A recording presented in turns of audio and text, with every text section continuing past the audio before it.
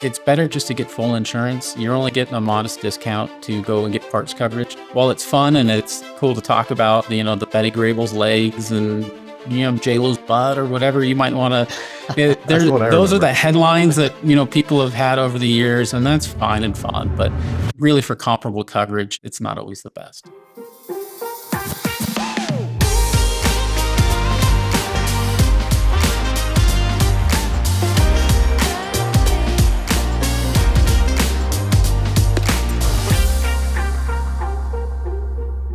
Hello, and welcome to another edition of CBS Spotlight. If you are here by mistake, you're in the right place now. I'm Eric Alvarado, and I'm joined by Mr. Jack Elder, Head of Advanced Sales here at CBS Brokerage. And we are your friendly guides through the world of insurance and wealth management. Today on our show, we have Mr. Derrick Pfau, who is the Regional Vice President of Petersen International Underwriters. They are known for doing and creating really unique, tailored insurance solutions. Derrick, what sets apart Peterson's in helping address unique needs of advisors above and beyond, I guess, what standard DI policies can do? Yeah, so for us, we're in the surplus lines market. Peterson's is what's known as a cover holder of Lloyd's. So what we are is the insurance company. We do everything the insurance company does. We have binders and we're able to write risk. But really, the one key difference is Lloyd's holds that risk. So everything we do from issuing policies all the way through a normal process, we can handle here in house. But again, Lloyd's holds that risk. So they're the back end of it. So we've been a cover holder now for over 40 years now.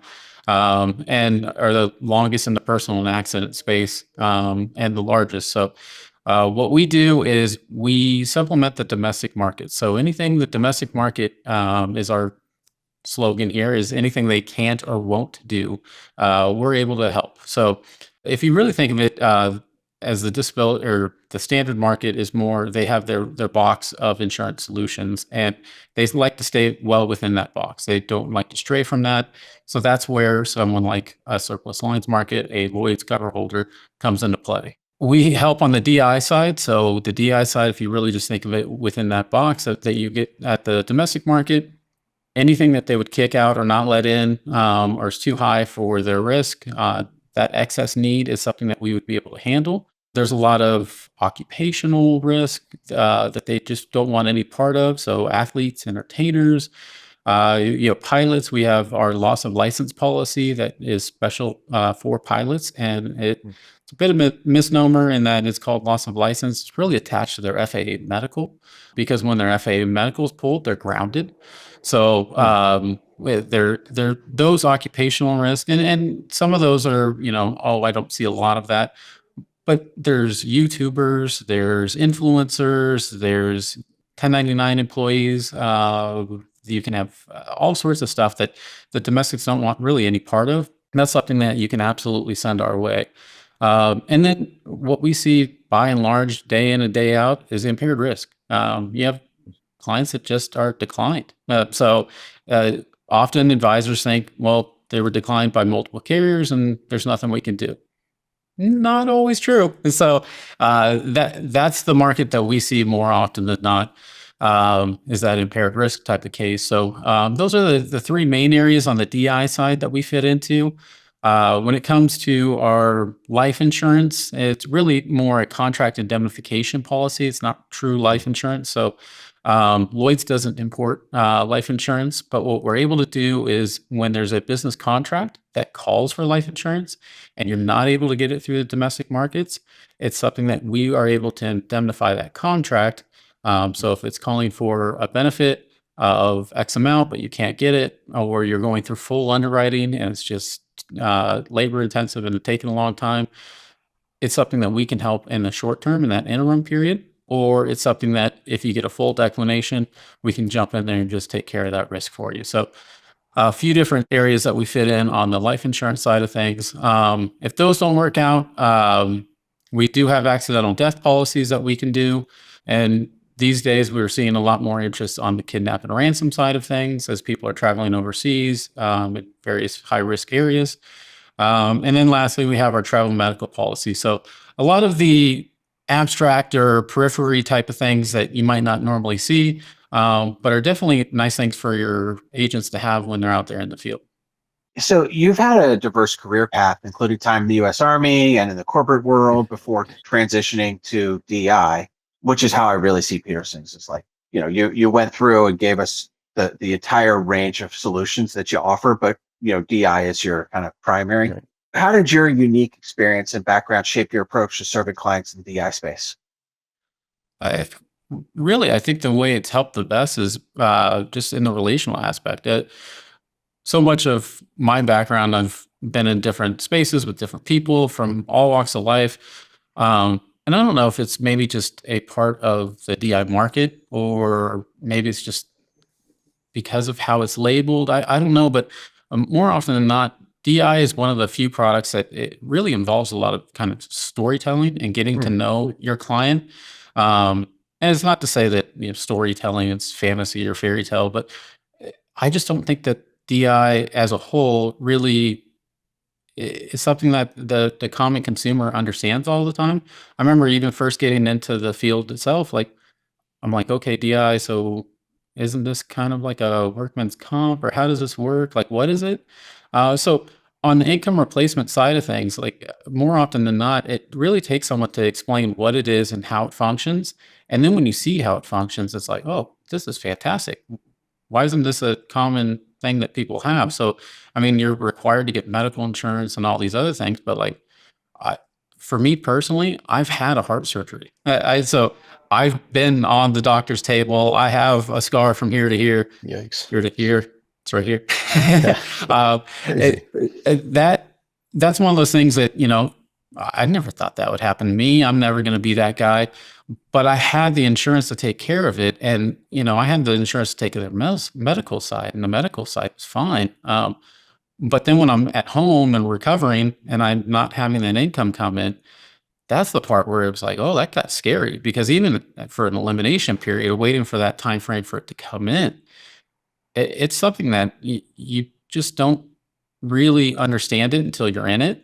And a lot of people just don't understand the product in general. So being able to explain how it works, how it functions, and then what to expect is something that it's really required in this field. And it's just not really known to the consumer. So it really is something that's helpful to have, you know, uh, people like us out there talking to the client and letting them know exactly how it works and what you can expect and how it functions. So those products are just so full of minutia that oftentimes is beyond the client, and it really does need some handholding. And not that they can't understand it, but to have someone kind of guide them through it is really really helpful. So, Derek, you guys specialize in the disability insurance for athletes and other niche markets. What unique challenges or opportunities should advisors consider, and how does Peterson's help address them? So really, when it comes to the athlete market, and I'm sure you're well aware of this, we've done plenty of policies with you when it comes to any of the athletes. But really, when it comes to the athlete market, it is something that we can cover pretty much anything across the athlete market. So whether you have, the four major team sports, whether it's, baseball, hockey, football, or basketball, we're able to cover any of those players and their personal needs. So more often than not, you're talking more lump sum, career ending kind of a benefit, but we can do it a little bit more of a specialized policy for those particular athletes, and the loss of value portion of it as well, which is kind of like a stop loss policy. There's like a threshold that is set up. So it takes their market value or their draft value and gives you a percentage of that. And then if you're injured and you fall below that, then you can make up the difference of whatever max amount of benefit is that you took out. So there's those aspects, but while those are the major ones that everyone focuses on, there's also the extreme sports that we can handle. You can do boxing, MMA, but then we can still do tennis and golf, and NASCAR drivers, indie sport, so jockeys, and those types of sports on that back end there. those are sports that we can offer policies that are because they're individual sports. We're able to offer TTD benefits as well. So the TTD is your normal monthly, so that's a temporary total disability. So Mm. that's your regular monthly benefit, the same as anyone else would get. So these policies tend to be a little bit more of a 1 year term and limited to just a single year, because a lot of times we're looking at players that are in contract years or going into the draft, but we can cover a wide spectrum, even Olympic athletes. So as they're getting ready to go to the Olympics, and those sponsorship dollars are sometimes huge. So really anything that you face along the spectrum, when it comes to anything in the world of athletics, we should be able to help in some form or fashion. So, Derek, can you share a memorable story where maybe a disability insurance solution that um, I guess that you saw had a transformative impact on either a client or their family? Yeah, there was a Lloyd's client a few years back that he actually shared his story on an NPR interview, and it's Oh, actually wow. out there, still posted to this day. But I don't know if you guys remember the tight end for the Packers, Jermichael Finley. Oh, yeah, yeah. He had a Lloyd's policy. He had a Lloyd's policy, and um, I forget the exact parameters of how big the policy was or how much he paid, but he listed all out there. And I remember reading through that interview, and he goes through and he talks about his experience and his time on the playing field. I was really kind of taken aback by how much and how often these guys are injured and to the degree. Oh, So he actually had made a statement about getting hit coming over the middle. And he said it would happen once or twice a game to where he gets hit and he's kind of just foggy, and he'll come up and look to each sideline and just try and figure out which one was green. And that's where he needed to go. I, so for me, like, I was just like, wow, these are the guys that we're insuring all the time. So it's like, if that's what we're insuring, holy cow, that's no wonder that domestic carriers don't want to touch athletes. So, yeah, you guys work with us all the time and bring these clients. And a lot of times they'll tell you, I'm sure you guys hear this all the time, where they say, oh, it's not going to happen to me, or, this will never pay because that'll never happen. Well, it happens. It certainly happens. And hearing his story, like, I think it's something that your clients can even relate to. Like, oh yeah, no, I felt that. I've had that happen. And it's not even always on the field. You'll get guys that get injured, and then they'll be on an operating table, and maybe something gets botched there. I remember Sharif Floyd, and there was the more well known Alex Smith, where he's had an infection. So there's those types of things where these guys are always saying, "Oh, it's not going to be me." You hear it whether it's a football player or executive or whoever it is across the board, but they happen. They really do, and it's just hard to have it resonate. But to see it in that article was really really eye opening for me, and I'm sure it would be for any of the clients that you're looking at as well. All right, Derek, this has been great. Now I want to focus on some strange risks. Because throughout my career, I have seen a few things that I had no idea could be a risk that's insurable. So can I throw some ideas at you? Yeah, what do you got? All right, specific athletes' body parts. For example, I've heard rumors about NBA players who get their ankles covered. True or false? True. get out of here. Pitchers getting their arms, just their pitching arm covered. Absolutely. Yep. Okay. Drivers' reflexes. Nope. Okay. Musicians' hands. Oh Oh, yeah. Hand coverage in particular is one that, whether it's a musician, artist, doctor, a lot of these guys are looking for hands coverage. So yes, we see that quite often. so let me ask you, in that situation, like you've got somebody who says, "Oh yeah, I've got this pianist," and they want to protect their hands. Like, how do we bring that case to? Like, what do we even ask? Like, how do you value somebody's hands? So it's still just based off of their income. And so Sure. more often than not, when it comes to these types of parts coverage, it's fun. It's a headline. But if you're not in the type of market to where you need a headline, it's really not comparable coverage. I could have MS and it's going to cost me from being able to play the piano, but it's not specific to my hands, so it's not really going to cover. So there's a lot of things that it's better just to get full insurance. You're only getting a modest discount to go and get parts coverage. While it's fun and it's cool to talk about, the Betty Grable's legs and J-Lo's butt or whatever you might want to. That's what I Those are remember. the headlines that people have had over the years, and that's fine and fun. But really, for comparable coverage, it's not always the best. So what about someone's voice? Is that insurable? Somewhat, it is. We've had that a number of times with musicians that, but more often than not, when we see it, it's because they've had issues in the past. So a lot of times it's tough to even cover just in a general policy. Yeah. What I call that is what should I did. Yeah, exactly. Do you cover teeth? Models' teeth. So surprisingly enough, we have had that before. I forget exactly the parameters of it, but when I first started, one of my colleagues had been working on a policy in which he was having a lady's teeth covered. She had had a bunch of dental work done and spent thousands upon thousands and just wanted her teeth covered. So yeah, we got a policy for it. Some more rapid reactions here. Yep. Do you cover brain functions in any way? We haven't had that specific as something that someone wanted to cover, but in a normal policy, we would be able to handle that. Okay. You mentioned jockeys earlier, so you do jockeys' physical health. Yep. You do race car drivers? We do, absolutely. Okay. I mentioned hands earlier. How about artists' hands? If they're like a painter or a sculptor or something like that? Certainly. What about facial features? Like there's people that might have a unique facial feature or something like that. Do you cover that?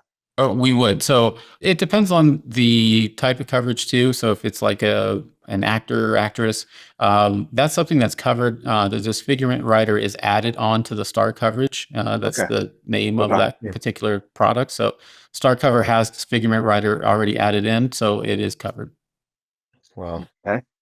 What about stunt performers? Absolutely. Circus, stunts, all that, all that stuff. Right. Any of that kind of stuff, any of the big high budget kind of stunts that you can think of, whether it's movies, ads.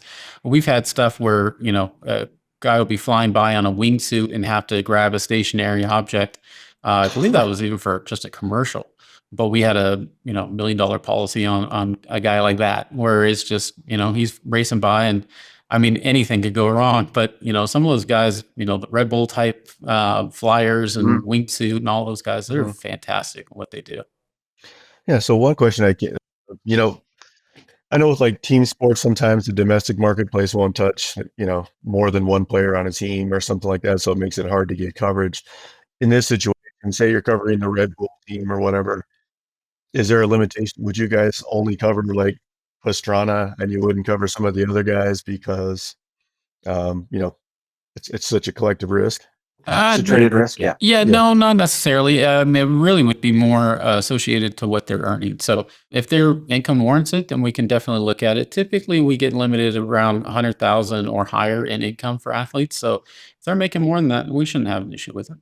Interesting. So these are all awesome. And, as my kid says, IRL dad in real life, our advisors don't have a ton of these clients, but you're right. It's fun to talk about and it does come up and you're a resource.